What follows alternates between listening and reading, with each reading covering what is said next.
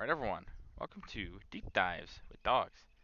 Today's topic is about the unforeseen assassination of the leader of Germany during the Second World War. His first name starts with starts with an A, ends with an Dolph.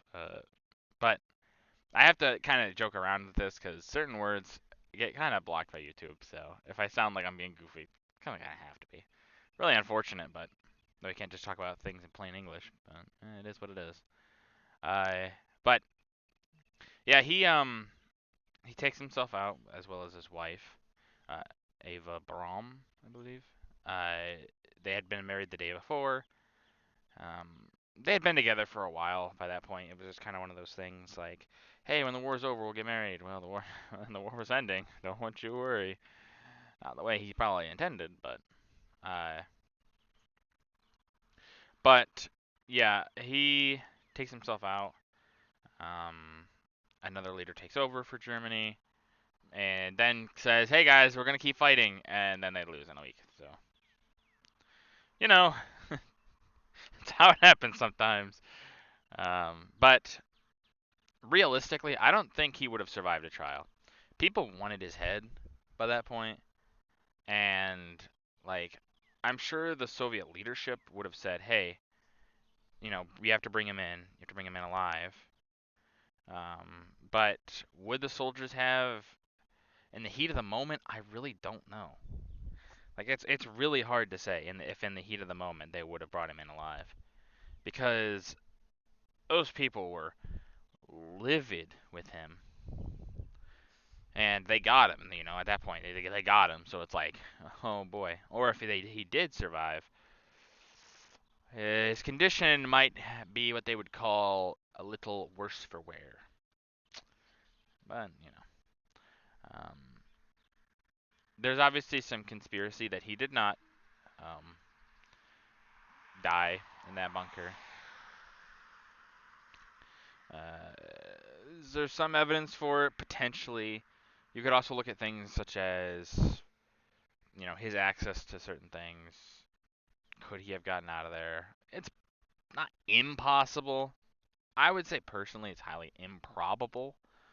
Um, just because Germany was kind of losing on all fronts at that point, and Berlin especially was kind of surrounded. So if he was supposed to get out, I'm like underground tunnels maybe stuff like that. I don't know. It's not impossible, of course, but definitely unlikely. Uh, but yeah. So obviously the idea is he gets to Argentina, where there are a lot of people who escaped. That's where they ended up. They ended up in Argentina. That's why I feel like Argentina's population, there's a high German population. It's not all from them. Argentina has always had a high German population. They like the country, but there is definitely a high German population because of certain individuals escaping there. Um, but yeah, and to be fair, even if he had escaped, there's a lot of health problems he had, a lot of situational problems. Like, he wouldn't have lived too much longer, realistically.